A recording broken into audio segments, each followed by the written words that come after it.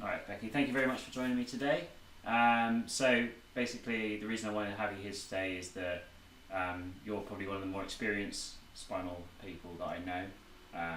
You've been injured quite a long time, so I feel like your insight and your knowledge will be useful to a lot of people that are at any stage of their injury, really, because you've been through it all. Around a while.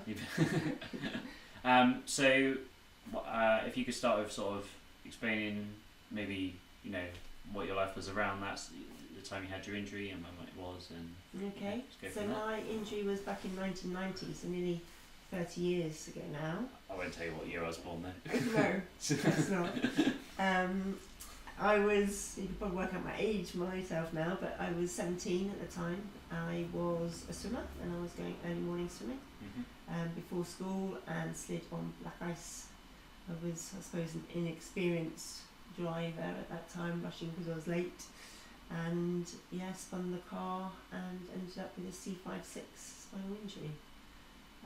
So a big change in my life back then, but here I am now 29 years later. Yeah. Wow. So as I say, that's as long as I've been alive.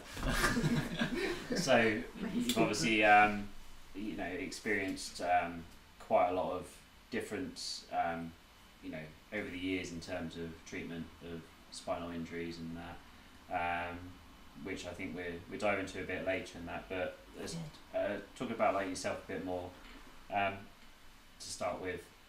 So in those sort of early days and that, what was it like back in the sort of spinal unit for yourself and that? It's funny, I had a great time in the hospital. Yeah. I always say that was one of the best years of my life. All right. I was actually in for 13 months. Stays in hospital at that point were longer generally than they are now. But then I went home. I was still living with my parents. They had their house adapted for me with help from their friends and the local community. So I went back home. I was doing my A-levels, so I dropped down a year but went back and finished my A-levels at school. School were very accommodating actually, and willing to have me back and everything, but access in those days is not quite what the expectations would be today. Yeah. So there was no ramp to get in to the door. The sixth form block was upstairs, and I literally got carried up every day. They managed to sort out a toilet for me. So that would not be allowed these days to No, and I've been back to the school since, and they now have ramps. And I don't think a lift, but I think they do, because they've had people in wheelchairs since, and they just schedule their lessons downstairs accordingly and stuff. So, but yes, they've got much better access requirements now. I managed to finish my A-levels and then went on to university and did a degree and then a postgraduate degree, and started work as an HR manager for BT. And I worked for them for 16 years, firstly in Milton Keynes, and then I moved to London and I worked for them for 13 years, lived in London for 16, and had a great time. And then my last role with them was around the Olympics and the Paralympics. So that obviously came to a natural end in 2012, and it was a good time for me to sort of reassess what I wanted to do, where I wanted to be. Met my husband at that point, and we always said we would come back to Dorset. A beautiful place to live, as you know. Yeah. So we moved back in 2013, and we set up our own business, Endeavour UK, which is partly a holiday let hill lodge in Poole, just outside Poole, which is the annex to our home, all fully wheelchair accessible. But also we act as agents for Poole's sort of family business, Endeavour Safaris, who do safaris and tours in southern Africa for people with disabilities. So we do that, and I'm heavily involved in charity work and do a lot of work for Backup, which is a spinal injuries charity in the UK that many of your followers will know. Yeah. I know you have lots of global followers as well. Yeah, there's quite a lot in America as well that they have similar stuff that they can relate to. But Backups, our UK one that doing fantastic work. Yes, I'm chair of trustees with them at the moment, and been involved with them lots of different ways over the years, ever since I was first injured and went on my course with them back in '91. I think it was the first I went water skiing with them, and it was fantastic. Yeah. And stayed connected with them because of what they give people, and that sense of confidence, and you can still carry on and do what you want to do effectively. Yeah. Gives you a good attitude. Cool. So I'll backtrack a bit there with what you were saying. Quick summary. Yeah, we get through some of the bits that we were talking about in a bit more detail. So with when you were going to like university and that, what was that like from the wheelchair perspective? Was there other people there that were in situations like yourself? Was that more accommodating than school, for example? Yeah, it was. Actually, it was great. Obviously, looking around, going to see which ones I wanted to go to, that was slightly, you're marrying up firstly the course and the university from a sort of academic point of view, and then obviously checking out their kind of access kind of arrangements and stuff. But I think it still is today, but at the time each university had like a senior tutor that had overall responsibility for disabled students, and I went to Warwick, and they were very good. They had a really lovely guy, the senior tutor, Dr. Stone, there, since retired, and he effectively looked after me whilst I was there, in a sense.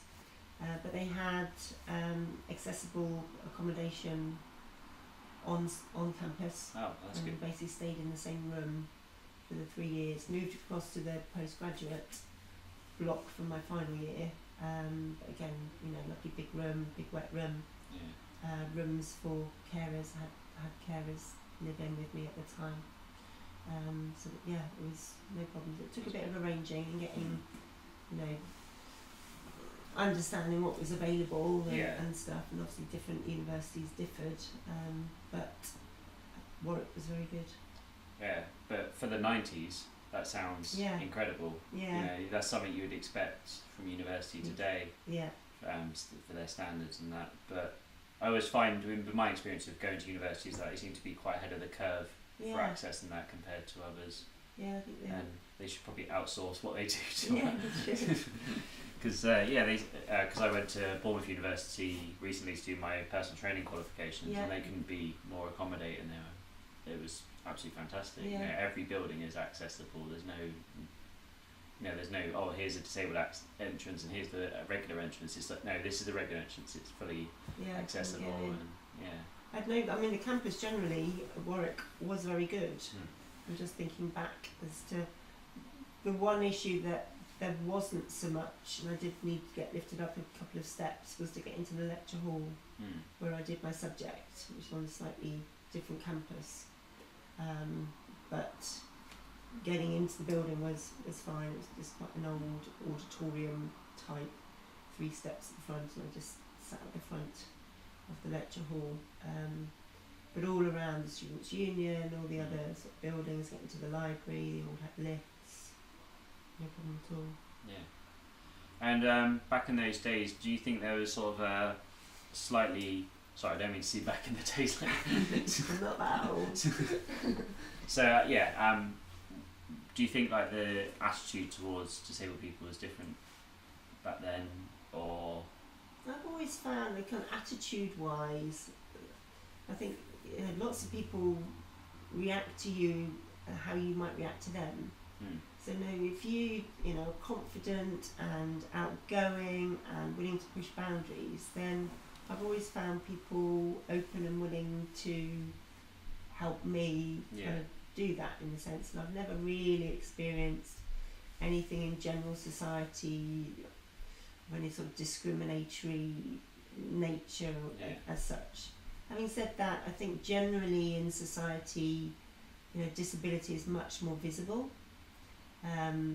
Still, I think a long way to go, but I think there is a much more openness and acceptance of people with differing disabilities. The access and physical world, certainly here in the UK, is getting better all the time. Obviously, there's still lots of old buildings where access isn't great, and you do have to go in the rear entrance to something to be able to get in.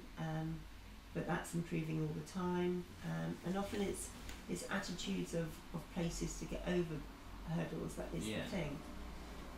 You've seen lots of examples with lots of old buildings where they've said, oh, we can't do it because we're a grade 2 listed, blah blah blah. But then you find others that they have made it possible. Yeah, so I recently went to the Roman baths. Yes, Bath, Bath. and that was absolutely fantastic for access. They said it's 90% accessible, but a small bit that they said, like, I don't think there's any way that they could anyway. The door was too narrow, and it means they would have to knock down an old wall, and it's like they wouldn't expect them to do that anyway. But the rest of it is absolutely fantastic. They've raised the floor above the old floor, so it's all nice and smooth and a run through, and lifts everywhere all throughout the building. So, and that's one of the oldest things in the country to go and see. So if they can do it, I'm sure other places can too. I think it's a matter of, from what I see it as, maybe it's all down to do with money at the end of the day. If they don't see the value in it, they might be like, well, we don't see that many disabled people. There's probably a reason why they don't see that. Well, it's that catch-22, isn't it? It's kind of, if you don't provide the access, people won't go. And, vice versa. But But I think more companies than that are realising, that we have an ageing population in the country. People are living longer, so therefore there are going to be more people in situations where they need access. So, absolutely. The disabled population is growing; it's not shrinking. So, there's the beauty of inclusive design. Obviously, with new builds and things today, generally, it can then be factored into the building process. Yeah. We've both witnessed occasions where perhaps it's designed by somebody who doesn't really understand what access means. At least it's it's certainly better than it was in the 90s. The legislation helps. Definitely. It was before the the Disability Discrimination Act, which was obviously the pre-runner to the Equality Act now. But we don't want to have to settle on the law always just to be able to go and have a drink in a pub. That's the great thing about things like, obviously, like with the internet these days, is there's so many people out there that are promoting awareness in different ways. You might remember the advert. I think it was an advert that the guy, he was going around town and he's trying to have a drink with his mate in a pub, but he couldn't get in, so they had to choose their venue just because of that. So obviously all those other places lost the customer, but the one place that did gain a customer. And there's other YouTubers that I like to watch that are highlighting this sort of. That's the thing. Areas. It's highlighting it, isn't it? And it's I'm a big advocate for. If you're not going to make it easy for me, I'm not going to come in. I'm quite willing to take my custom elsewhere. But is that really going to affect their bottom line? No, they won't. Unless en masse, people do that. So the publicity is a good thing. Yeah, it's definitely good. I see a lot of it because I'm in that sort of area of wanting to see that stuff. But I have noticed other people telling me who aren't disabled that they see these things, and it's like. And then they've said, oh, I might not take my custom there because they haven't got the access for my friends, so why would I give them the custom if they don't want to help my person, like somebody out that I know. So those sort of things are quite good, I think, long term. Yeah, definitely. So continuing on with like the access thing and that, you obviously said you went to work with BT, and we've spoken before about going to work and that. In terms of things, because there's schemes out there like Access to Work and that are great for helping people get back to work, and that's something you've done as well a lot. Let's sort of delve into that topic a bit and talk about sort of getting into work from somebody who's disabled point of view. So I'm a big advocate for employment generally. Basically, I've been an HR manager and I've done lots of work over the years around the whole equality agenda and obviously disability agenda, with a personal interest myself. For me, working for BT was a fantastic employer, and my disability was never an issue. After the fact that all the access requirements in the building were sorted, it was never a point of discussion. You know, it was just I was another colleague alongside everybody else, just hopefully delivering my objectives. But I'm a big advocate for the benefits of employment, particularly for people with disabilities. There's obviously the financial gain, but so much more that you can get out of work than just that. It's the social interaction. It's that old adage of purpose to get out of bed in the morning. Sense of self-worth, belonging, etc., etc. I can go on. I do with Backup. Backup runs the Back to Work course, and with my good friend and friend of Backup's Helen Cook, who devised the course over 10 years ago now. Has been running them for that time, promoting employment for people with spinal cord injuries, but also helping them with their confidence to be able to either get back to work if they haven't worked since their injury, or helping them to realise their skills and potential to then move on in work if they're got a little bit stuck. So a lot of that is around building their understanding of what their skills are and what they can offer employers, and helping them with their confidence to go out there to apply, be better skilled at interviewing, have a stronger CV, etc. It's very possible, and as you said, access to work is a great enabler that lots of people don't know about. But it is a government fund here in the UK that you can apply to. It firstly can give you a workplace assessment, so they can help you determine what reasonable adjustments you might need to help you at work,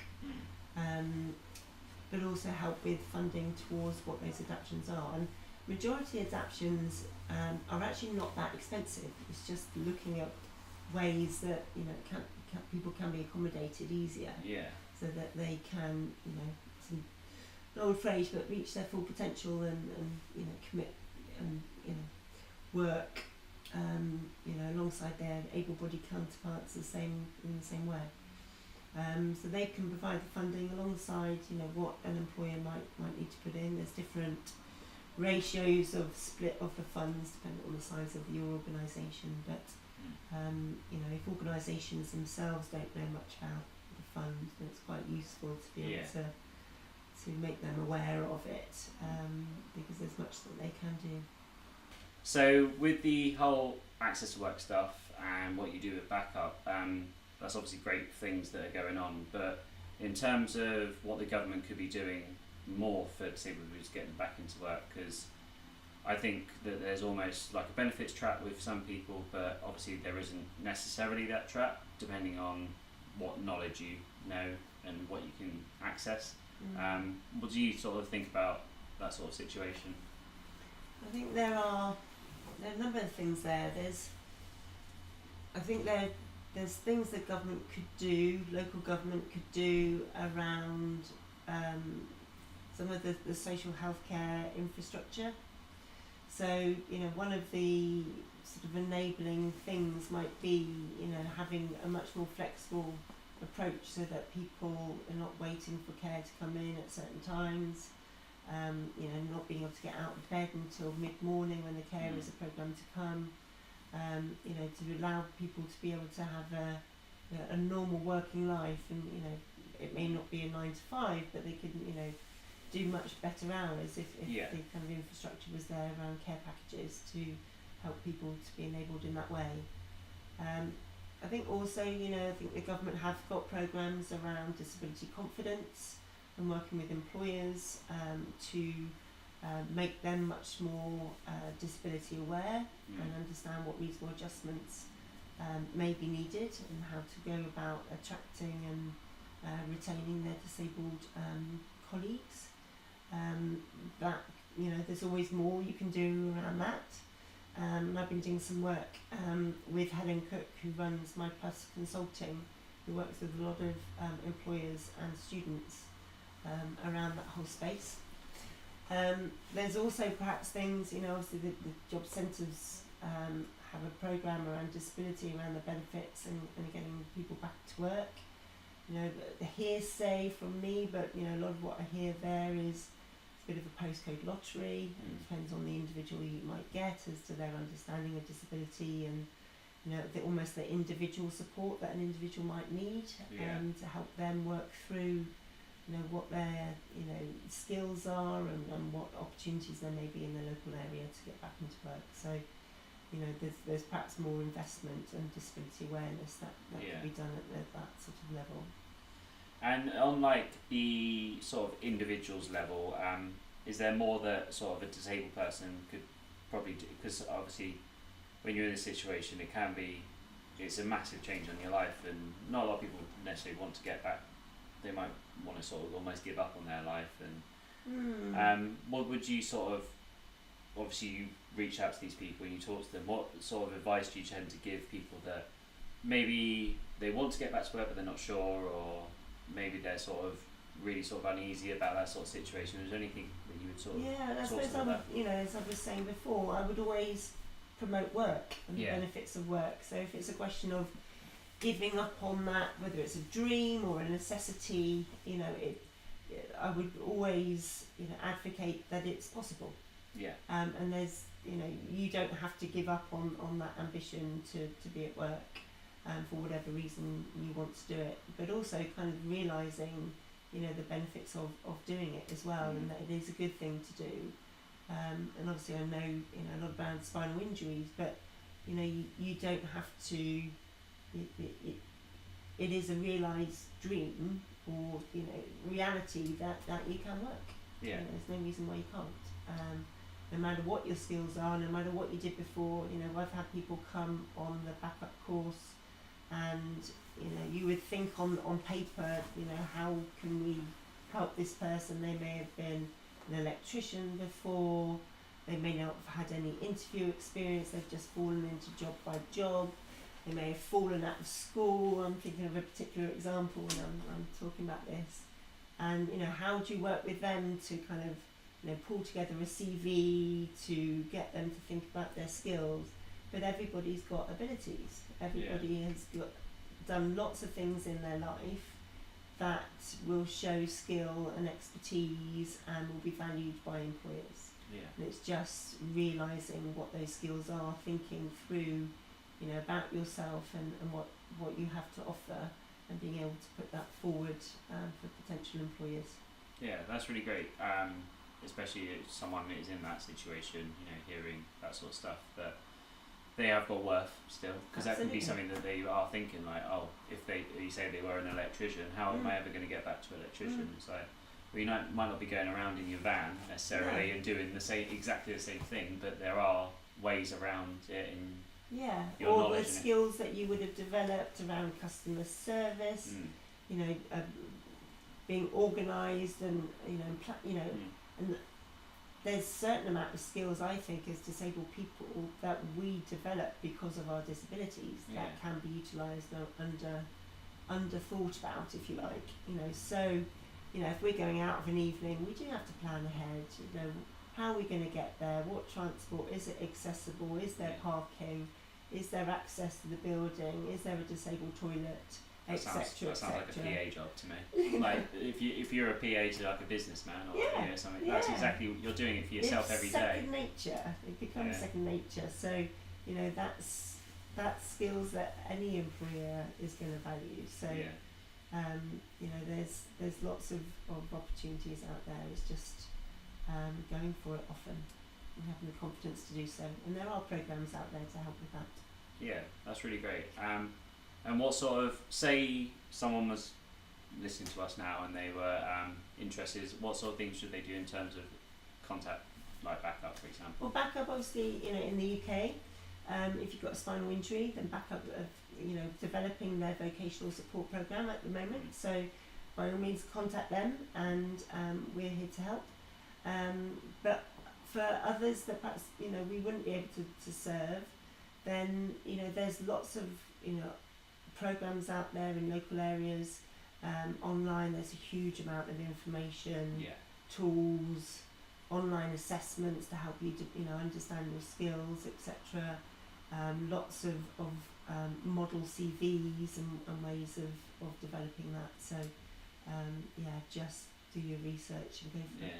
I would say to people, the information's out there, but it's not going to come to you. You've got to sort of be willing to go in, go find it for yourself. And that first step is often the hardest. Totally. You know, it's realising that there's something you want to do, and if you break it down with all these things, it becomes such a big thing. I can't possibly go there, and you know, it in itself becomes this mountain that's passable. So you just break it down into small steps. You know, first thing, turn on your computer. Yeah. If you don't even search anything that day, then the next day perhaps you would.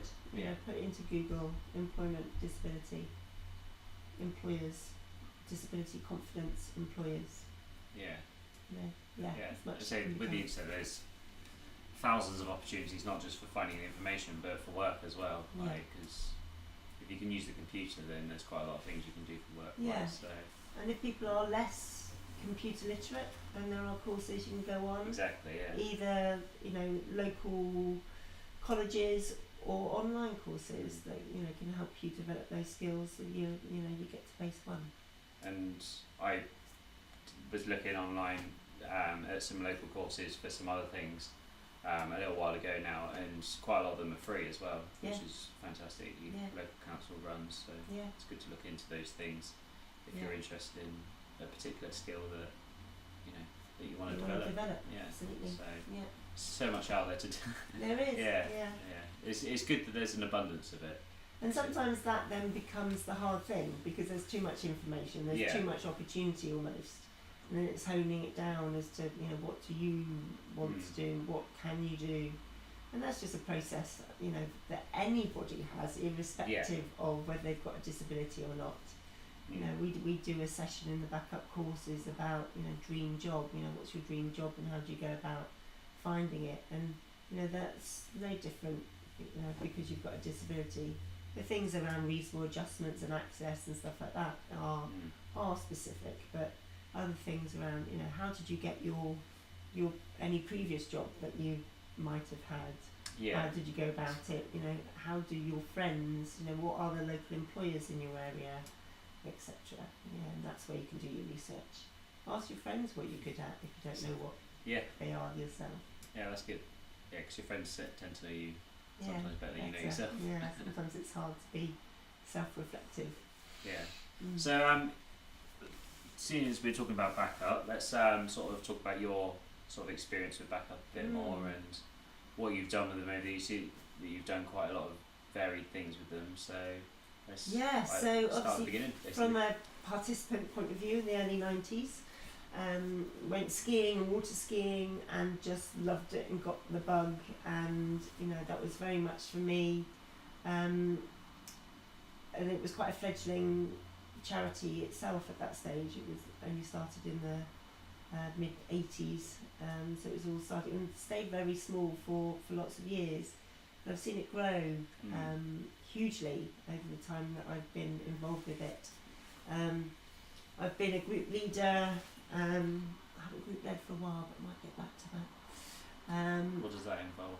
It's because the range of courses that we offer, from skiing, multi-activity courses here in the UK, but we also do a lot more skills-based courses now. So like back to work, skills for independence course we run, city skills course now we run. So there's a greater variety that meet hopefully a better diversity of person coming on the course. So we're not just for the young sporty types, which was often what we were branded as previously. I think we've done a lot to help change that perception and meet the needs of people that have got spinal injuries now. And so that's group leading. With all our events and services, they're all peer led. So the group leaders themselves, you always have one person who's got a spinal injury themselves, so they can talk about their experiences as well as help run the course. It tends to be then doubled up with somebody who is then able-bodied, because then, that in a sense they look after the buddies on the course and have coordinate with them. And so it's very much a protected environment, but all the courses are fun, active, take people out their comfort zone a little bit, but by doing that then you challenge people again in that safe environment, but help them move on with their confidence, their sense of independence, so they can get more out of life than they have done previously. So that's the courses. They also offer a mentoring scheme, and I'm a mentor for them as well. But more in terms of kind of the running of the charity, if you like, I started as a trustee back in 2001, and I'm the current chair of trustees, have been for the last 6 years, until July, and then I will be, my term of office finishes, I'll be stepping down off the board. I'll still stay involved with the charities. So they obviously do absolutely fantastic work, and I've even seen it grow in the sort of 9 years that I've been injured, and what they do is absolutely fantastic. Like when I was in hospital originally, like lying in bed, somebody from backup came round and spoke, like just said hello basically, and said this is what we offer and how we can help you in different ways. And as I said, seeing it grow in my time has been really great to see. So you say, like, in terms of like you participate, like I like to hear some stories or anything that particularly sticks out. Stories, yeah. It doesn't get anyone in trouble. Doesn't get anyone in trouble. It's normally me in trouble. I remember when I first went skiing in Aura, and they said that these carts are very safe and you can't turn the carts. I was the first one to roll the cart. Went back near later and rolled it on its other axis. I've got a couple of broken skis at home with my little trophies. But that's just me being reckless. Generally everybody's really safe and stuff on the courses. In terms of anecdotes, I mean, I think generally with all of the courses, it's that sense of, when you've got a new group at the start of a week, and they're nervous, they don't know anybody, interactions all a bit difficult, you can see people's, sort of apprehensions and fears, if you like, and then you just see them grow and blossom and come out of themselves over that course, the course of the course, if you like, to which then at the end, majority of people end up as lifelong friends, keep in contact, continue to learn from each other, and get a huge amount out of the experience. The same with mentoring as well. I've just finished mentoring a chap actually, but similar level injury, similar ambitions around travel and getting back to work and stuff. And it was great, he's told me, so he used to get, a lot out of the course, and used to kind of look forward to our weekly chats, and kind of gonna miss him in a sense, because he was a little perk of sunshine himself, but just to be able to relay a little bit of experience from what I've done over the years, how I've coped with certain things, how things have made me feel, how I've come to terms with certain things, that sharing of knowledge and realisation that you're not alone, and it's okay to feel that way maybe sometimes, and things will generally get better. That kind of general message, it's good to see people develop. My friend actually, who I was in hospital with, he came to one of the backup. He went to the Exmoor outdoor activity thing, and before he went on that, he was very sort of feeling down and depressed, anxious about lots of different things. And after that, he was basically a changed person. I'm not saying he's complete. Like, he still has his moments so that he's he's not gonna have great days, but that's like anybody. But the change around was so dramatic. He was worried about, like, am I ever going to be able to work again and that. And then since then he's gone do other things with backup, and now he's working at a local radio station. There you go. He was back driving, which he thought he'd never be able to do again, and he's got like a little dog at his house, and he loves it, and he does his gardening and takes his dogs for walks and that. So yeah, like the complete change around from, you know, not really understanding where your life is going to be able to live it to as full as you possibly can. And now he tells me, because I encouraged him to go on a backup course, and now he tells me to like do all these things. I'm like, I was the one that told you in the first place. So you got the message. Yeah. So yeah, just seeing it from like a friend go through that experience it's amazing. Like what the work they do there. So I always encourage people, you know, if they're in the UK and they've got a spinal injury, to contact them and see what they do, even if it's just looking on the website to see the different things, because there's a whole range of different there's whole loads of messages and case studies from people, you know, just reading about, you know, what other people have done, how they coped in certain circumstances. You know, that can be valuable in itself, so there's a whole range of information on the backup website. Yeah, it's a really great resource as well, just for finding information out about, because I think I've gone on there a couple of times just to find a bit of information through like the back to work stuff and that, and yeah, it's really good. So obviously you say you're stepping down from that. Is this to do more stuff with your own endeavour stuff? Yes, and obviously that, you know, my work will continue. Stepping down, it's time for, you know, fresh blood and ideas, and we're just going through a new strategy review at backup. So we've got some fantastic new trustees, and we're just recruiting. So it's out there at the moment to recruit some new trustees as well. So yeah, that will just bring fresh impetus to backup. And then for me, you know, not a huge amount of time, but it does take a bit of time, especially as chair. I'm going to miss it. I'm going to have a big hole in my life. But yes, I will, you know, still obviously be working, and also, you know, more recently I've got more involved in my local wheelchair rugby team. So I think that will take up, you know, quite a bit of my time as well going forward. So what sort of stuff are you doing with the rugby team now? So I'm on their board, well, it's quasi-board as a committee, as treasurer and vice chair. We relaunched effectively early this year as a new club, and we come under now Bournemouth Lions Rugby Club. So we're Bournemouth Lions Wheelchair Rugby, based here in Poole in Dorset. And so if there's any viewers listening for now and you want to come play, victims. We've had Ben along, and we're going to get Ben back. And so it's all exciting. We've got this weekend our Fives League tournament up at Stoke Mandeville, and we're entering 2 teams into it this year.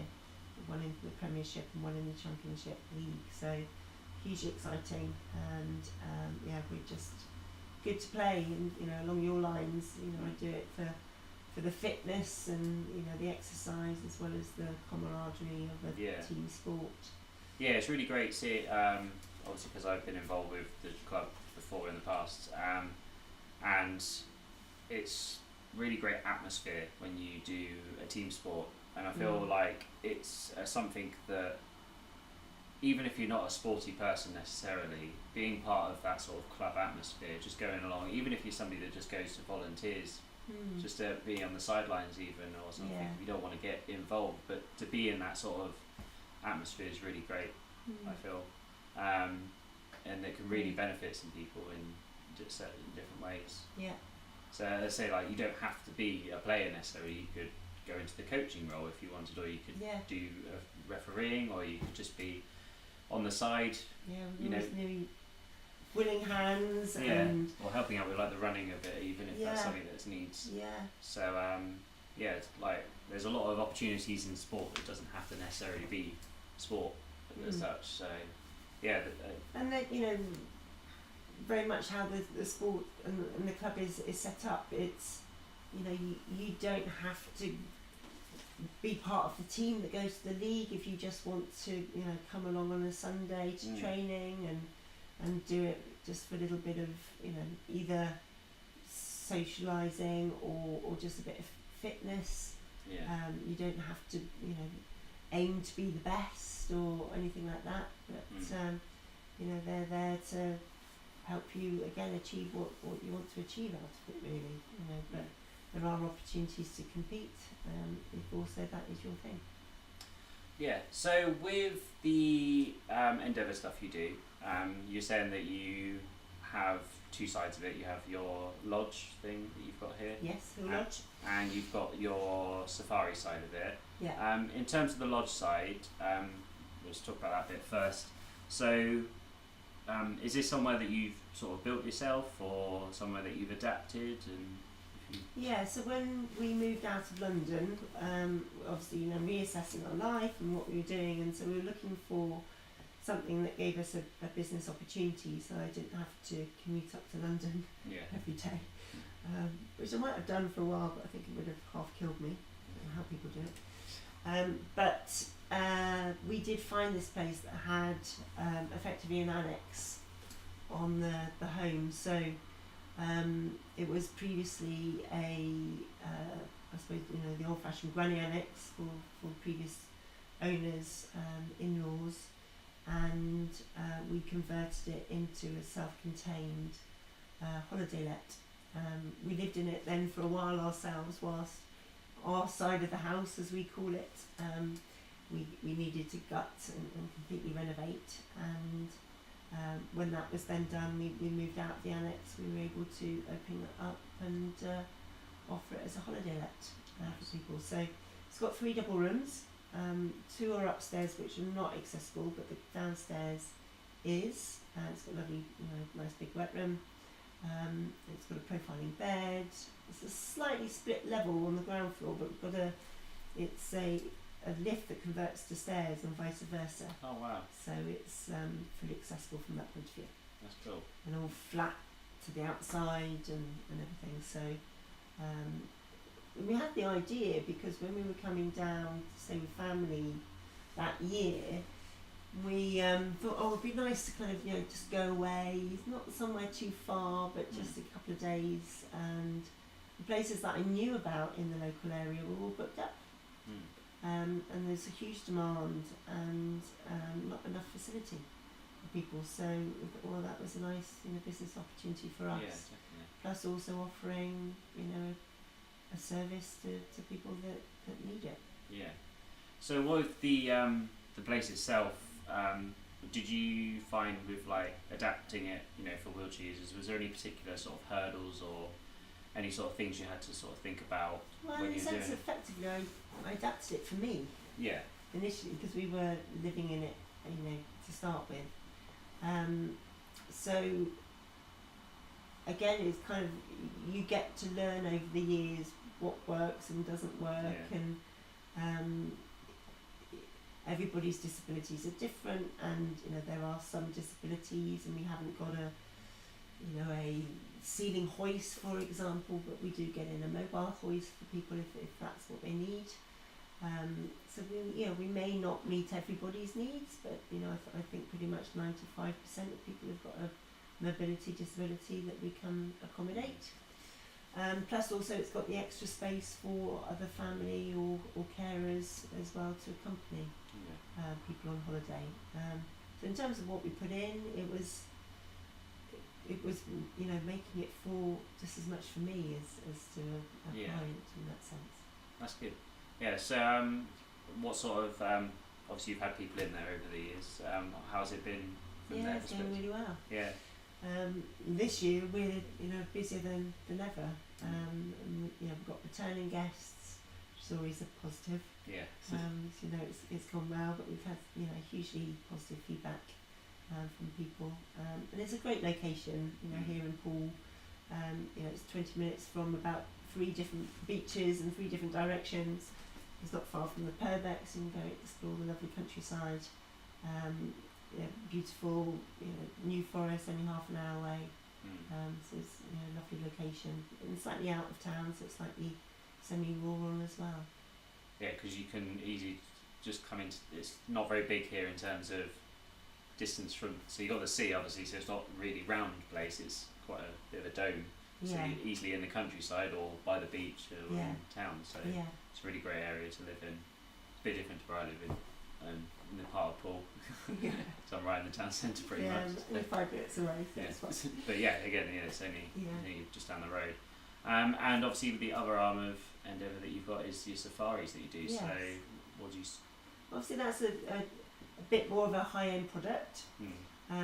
Safaris is not a cheap holiday. No. Especially in Botswana, especially with the flights on top. But it is one of those holidays of a lifetime. It is.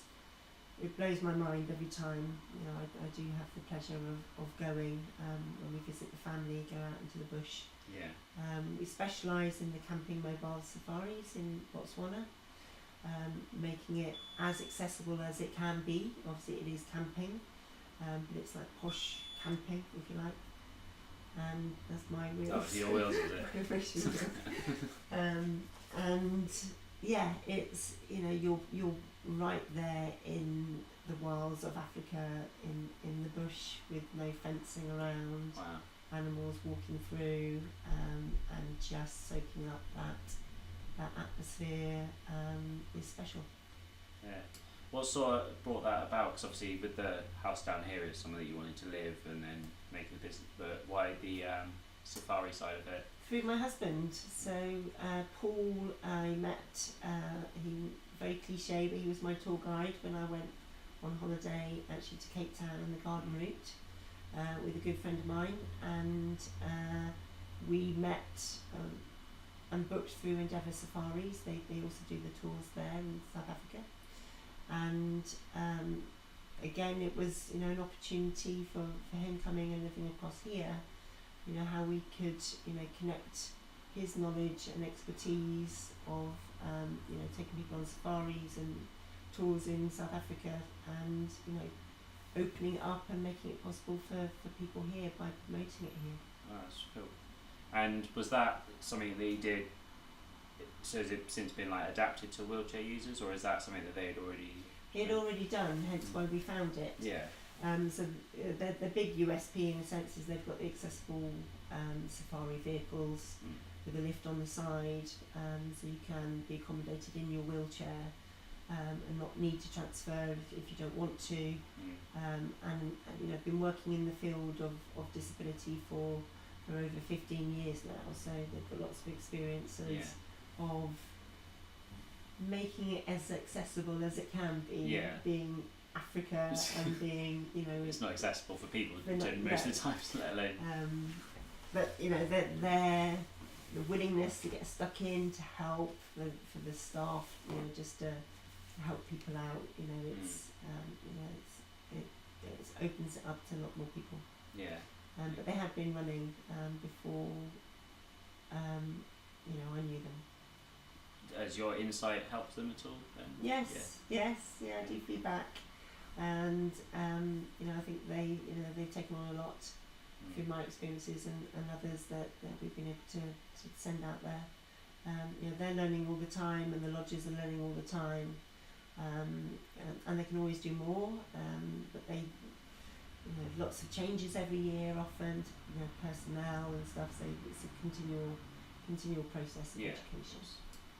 And so I was watching some things recently about the whole there's a lot of poaching and stuff and that out there is, and how things like safaris can help fund against that sort of help, because they employ people out there, which helps prevent poaching. And so is that something that you guys are involved in at all to help? Not directly involved, other than obviously promoting a more positive side of the wildlife in Africa.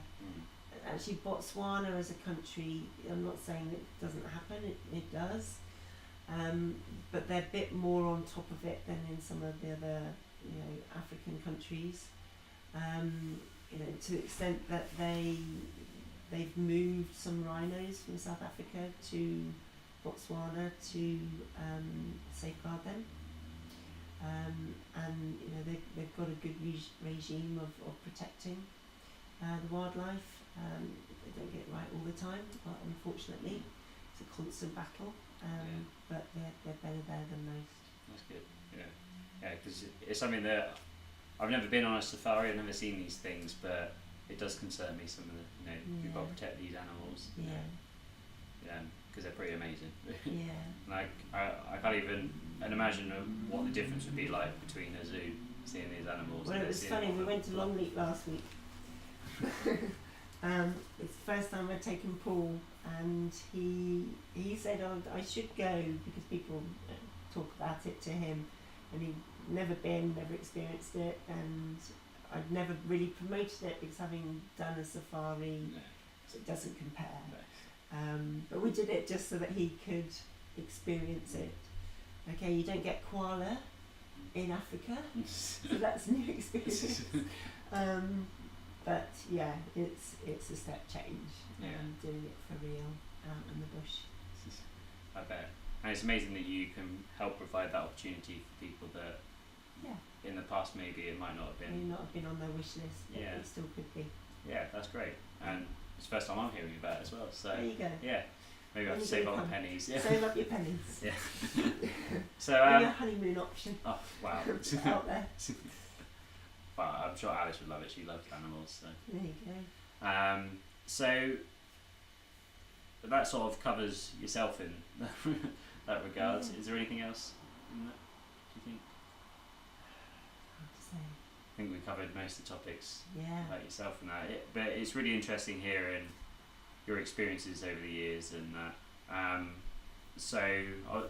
The other stuff I wanted to get you to talk about was more of a broad sort of overview of things as a whole. So we were talking a little bit before we started about sort of the state of spinal injury stuff at the moment. I think maybe we should talk about that a bit more and sort of see what it was like back in the day. I keep saying that. Yeah.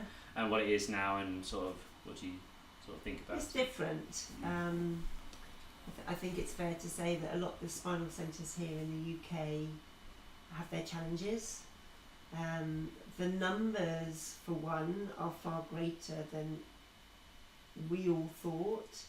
We were working on a kind of a model of about 1,000 people per year being injured, if I can sort of say that kind of terminology, and therefore new to spinal injured world, and there was always a dilemma with the spinal centres of how many they could see and support and what kind of offering that they could have, and whether you get all those 1,000 into a spinal centre, whether they'd just be in the general hospitals. But actually now, because now there is a database of spinal cord injured people, which there wasn't until about, I want to say 4 or 5 years ago. And now that analysis of those numbers is 2.5 times that number. Wow. There's about 2,500 people a year are new. Now in that number they're including those that have a spinal cord injury through a non-injury means. So through a medical means, whether it's a tumour or some cancer on the spine, or cordial equina, or some other medical kind of route, if you like. So that obviously boosts the numbers that greater anyway, but also is just realisation that there are a lot of those that are not then being seen or being picked up by the spinal centres, specialist spinal centres around the country. They also, a lot of them had ambitions for being a centre for life for people. So, very much when I was injured in 1990, there was always that perception that, that was your unit and you could go back there if you had any problems, etc. And a lot of them now are just finding they just can't open up to outpatients in the same way that they could previously or had wanted to. So there's lots of challenges that they face, and at backup at the moment actually we're just going through a strategic review.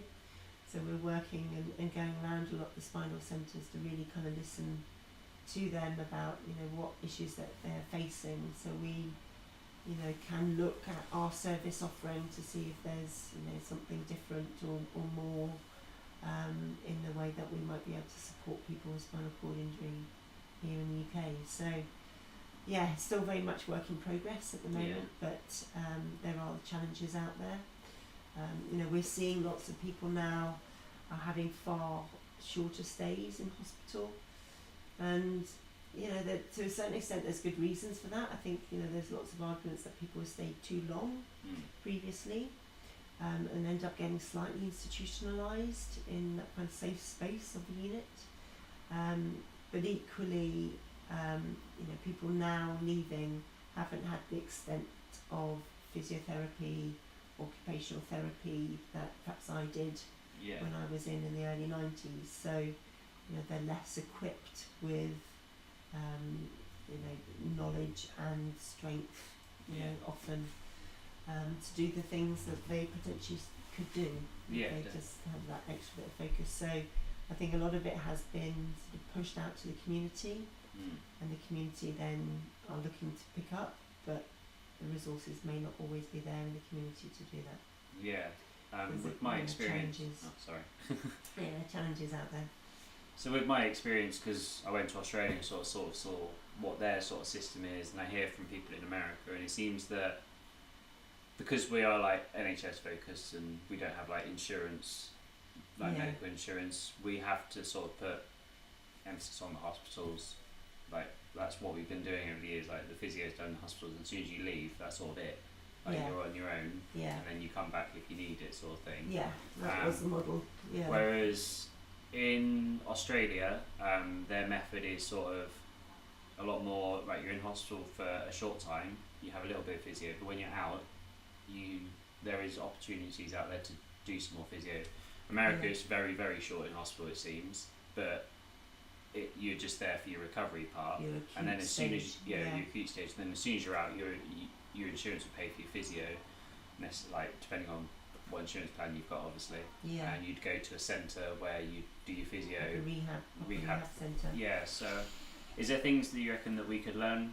Yeah, definitely. But I think this then comes down to resources and who puts in that infrastructure. And I think they've been trying to move that way, just because hospital care is the most expensive care from a budget perspective from the NHS. But the infrastructure isn't there yet in the community, unless you've got personal funds to pick up that slack. Therein lies our problem, I think. Yeah, because I think quite a lot of people that go, so there are people that obviously get big payouts from their injury and that, and they can go to some places that can afford, so they can afford like these private physios as such, but there's not necessarily. Not everybody has that. Not everybody has that, and not necessarily all these physio places are specialising in spinal, so they're just going to general sort of physio, and they're not having the specialised care that comes, or specialised needs that somebody of a spinal physio would like necessarily need to know. So there are sort of the spinal centres, though, I believe, whilst they can't always accommodate the kind of outpatients directly in the hospital, they have like an outreach kind of service, so you can kind of tap into the advice of nurses and physios and blah blah blah, and they can often come out and visit you in your home, if you've really got a need. But it's it may be different in the different spinal centres around, but there might be something around that you can tap into to help educate the physio that you might have. To make sure that you're obviously getting the right support that you need. And then you can carry on. In your own time. It's part of the reasons why I do quite a lot of my videos, and that is to help people valuable. In what from a personal trainer's perspective, what sort of things I can do. You don't necessarily need a physio to show you like exercises you can do yourself. Build your strength. That's something that a personal trainer can do. And via YouTube I can do it for free, which is great. So I can provide that sort of service to people. I've been promoting you to my mentees. Oh, good. As well. good to know. Yeah. So yeah, and it's not just me out there doing it. There's places like there's the Get Busy Living Centre up Essex sort of way-ish, and they've got like a gym that they've built there, and it's somebody who was injured spinal cord injury, and they've set up that centre and those gyms, and there's small little things popping up here and there, and it seems to be that people that have had the injury, you know, and they're sort of providing the service for fellow spinal injury patients, which is really great to see. Yeah. You know, if you know, we help ourselves. We help ourselves essentially, and we help each other out, which I've always found with the spinal community as such, that it's actually a really positive community generally, and people are willing to help each other. Yeah, share experiences. You find it a lot with, you know, there's online Facebook groups that a lot of people are part of, and I share a lot of my things with, and they see, and I see a lot of, you know, somebody asks a question and then like, they might get like 50 answers to it, and they can get a bit more wade through. Wade through it all. A couple of jokes in there, but but generally they can get the advice from someone there, which is, I like that sort of community in that, and I'm part of a few other groups that I share my stuff to, but I seem to find that the spinal group seems to be a little bit more positive, which is bizarre to see, but also really good at the same time for us guys that are in that. No, it is good. And it's, I mean, it's easy sometimes to get down, and you have moments where the world seems to be against you, and you know, things are not going your way. I've always thought that it's often too easy to blame the disability. Sometimes, yes, it's, you know, I don't know, something happens, you have a skin problem, you know, and that can be serious and put you in bed rest for ages, and that obviously is quite specific to obviously your condition. But, you know, other things that, you know, everybody can have a bad day, irrespective if they've got a disability or not. And it's often how you pick yourself up and carry on that is testament to, you know, how you can deal with things generally. But it's sometimes I think it's too easy to moan and blame everything, and this is because, and woe is me, whereas you know, you can help yourself by just trying to stay positive, and you know, moving on, look behind you, learn from it, and you won't make the same mistake next time, maybe. It might be. Exactly. Obviously you're a woman and I'm not, so you have a lot more insight into what females necessarily have to deal with going through spinal cord injury. So I thought it'd be interesting to talk about that, you know, and what sort of things you have to deal with necessarily when it comes to that. Okay, so we were talking there about periods. Obviously that's a very particular woman thing as opposed to men, obviously. And I, obviously, over the years, have had different solutions to managing periods, because obviously dependent on the individual as to how heavy you might be each month, and you know, jumping on and off the toilet isn't very easy, or changing your clothes is not easy every day. So I have had various solutions, from taking the mini pill, basically various things to kind of reduce your periods, so you're not having to kind of manage that. It ends up as a form of contraception as well. So you've got that side of things kind of, you know, covered also.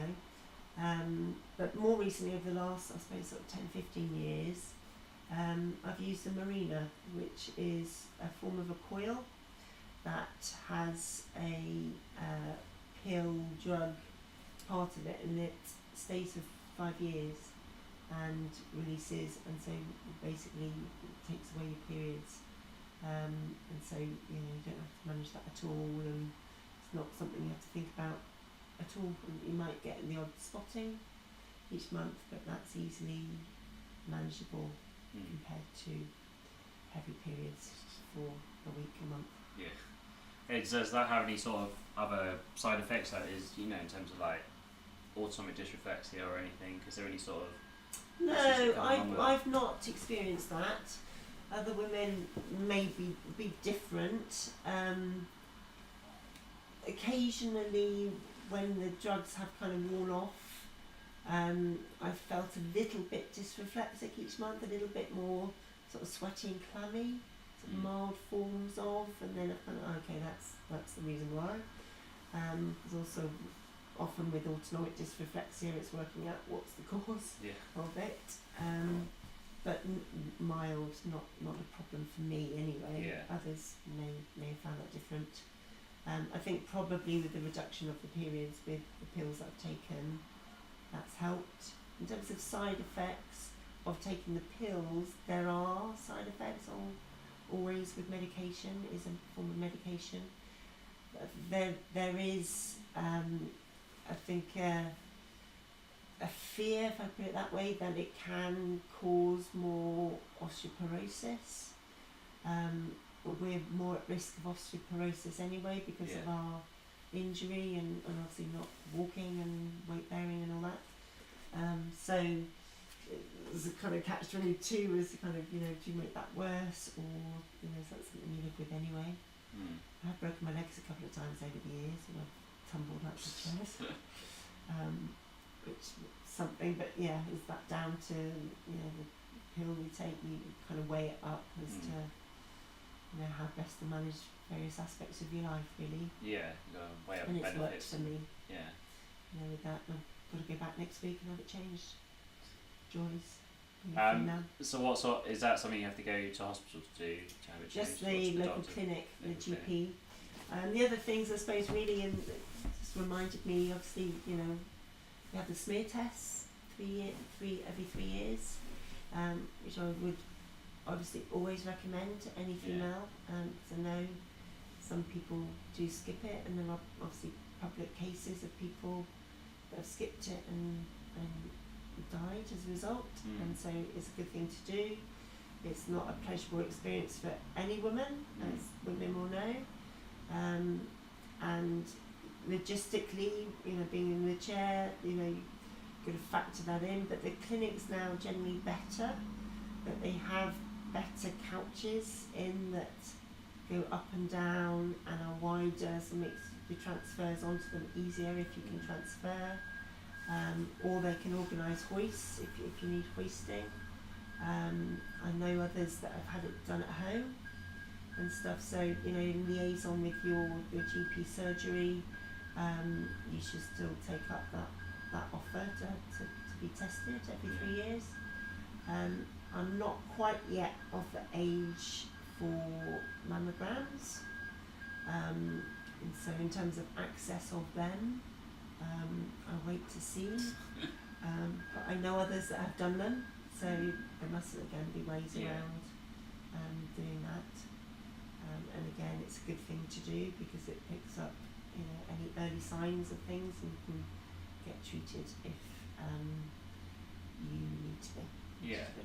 So you found over the years that there's nothing really that you can't have access to, or that no, there's no restrictions. I think with anything, the thing that I've learnt over the years is there's always a way around things. And people find a way, and there may be different ways I may do things, but I will still persevere and find a way of doing it. Definitely. I've been fiercely independent.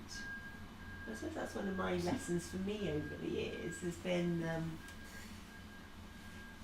learning and accepting help. And it's okay to do so, and it doesn't make you any less independent. I remember having a conversation with a colleague at work I used to sit next to, and she used to see me, looking to try and get a file out of my drawer, which I was quite comfortable doing. I had my own way of balancing the file on my knuckles and, putting it across onto my lap, however I did it. But she would sit there totally frustrated, knowing that she couldn't ask me, feeling, I don't know, I suppose I was perhaps a little bit more fierce. I was like, no, I'm fine, leave me alone. Kind of attitude obviously came across, and we had this conversation to say she would help anyone. People help people. People like to help. And actually you are helping them if you accept the help often. so it's okay, you know. So yes, I would always advocate to be as independent as you can be and not have to rely on people if you don't need to. But equally, at the end of the day, it's you know, we all live together in communities, and we have friends, we have our own networks, and we all help each other. Yeah, it's good. So I'm going to ask you about, because obviously when I had Grace on last time, Yeah. we talked a bit about her dating and that, but and obviously nowadays we all have Tinder and the internet, and it's a little bit different. So I was just going to ask you sort of about what it was like for you previously, because obviously you had your injury at an age that you generally go out and start dating, really, basically. So what was that like then, really? Like, I had a boyfriend at the time of my injury.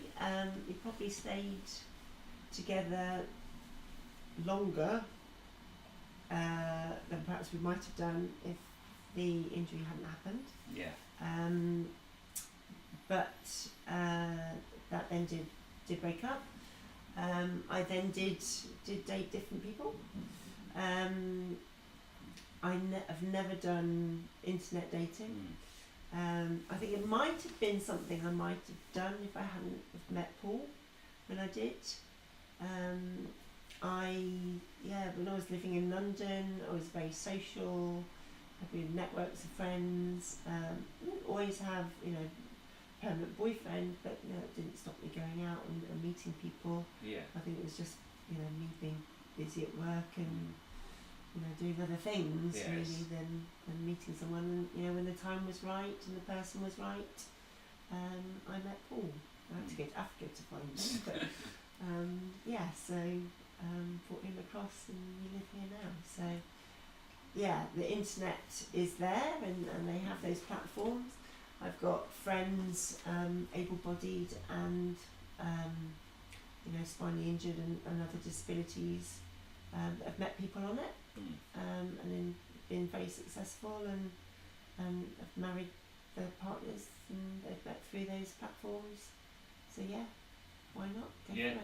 If it works for you. Yeah, exactly. Obviously you didn't really have that option back in Well, the day. not in the 90s though. No, not in the 90s. But it's interesting to hear, like, from somebody's story that, you know, because obviously a lot of the stories I hear is from people in wheelchairs. They find somebody online and that, or they had somebody before their accident and they were with them, and that sort of side. But to hear sort of what it's like, you know, going around when you don't have either of those things, it's interesting to hear that. I think, you know, in relationships, the same with anything in life, it's, you know, be yourself, be who you are. You know, you're not going to be able to hide your disability, so like you said be earlier, open and transparent about it is, and then you'll be more natural, and you know, you'll come across as you to whoever you meet, and if you is what that person likes, then you'll be fine. Yeah, like you said earlier with the when you're at university, you know, generally people act towards you as you act towards them. You know, if you're confident and outgoing, then you're more likely to attract that crowd of people, and it's less about the wheelchair, more about who you are, absolutely, as a person. Yeah. And I definitely found that over the years myself, you know. And now being with Alice, she says that she doesn't really like that. Irrelevant. Yeah, she said that's what makes me interesting. Well, that's something I do talk about actually in the Back to Work courses. Actually, it's, you know, the wheelchair or the stick. If you know, somebody, you know, spinally injured but walks, they it does make you stand out, and so often in, you know, recruitment exercises, you need to stand out, and so if they remember you because you're the person in the wheelchair, as long as you've been good at everything else that they're looking for, then so be it. They remember you. They'll know Ben. They'll know your name. They'll know me as Becky. So use it. Yeah. Why not?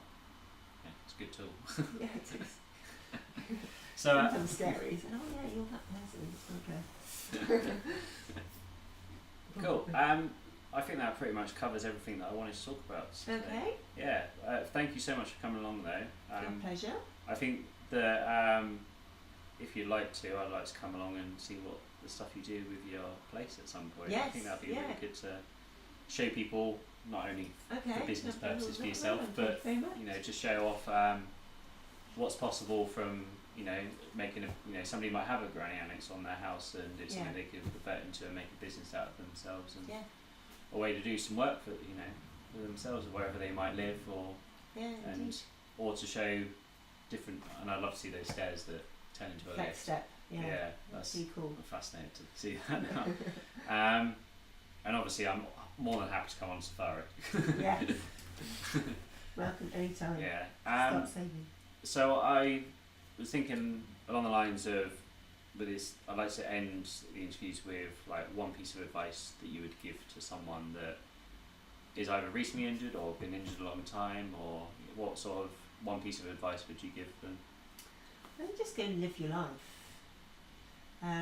Yes, there's certain things you need to take into account, or there's different ways of doing things because of your disability, but that soon becomes normal. You know, people might get to that stage some quicker than others, but normalising of your disability, that, you know, it just becomes, you know, we talked about, you know, being irrelevant almost, that you're in the chair. It's how you do things, you know, it's how you get around. Actually, it's an enabler, not a, you know, something that's a barrier. And just get out there and do the things that you want to do, the things that you would have done had it not have happened. Exactly. Because things are still possible. Yeah, it's a good bit of advice. Yeah, go and live your life. Definitely. Yeah. And before we finish, just whereabouts can we find some more information too, with like backup and all the stuff so you're the doing? Backup, obviously got a website, backuptrust.org.uk, and obviously our company business is endeavour-uk.co.uk. Cool. Thank you very much. No worries. Thank you so much for coming along. I'm sure that'll provide a lot of good insight for some people out there, and hopefully I'll pass on some messages if anybody has any for you. Messages you get back. Yeah. So if anybody wants to ask Becky any questions, I'll be sure to send them on to her. Okay. Thanks. Cool. Thank you very much. Cool. All good.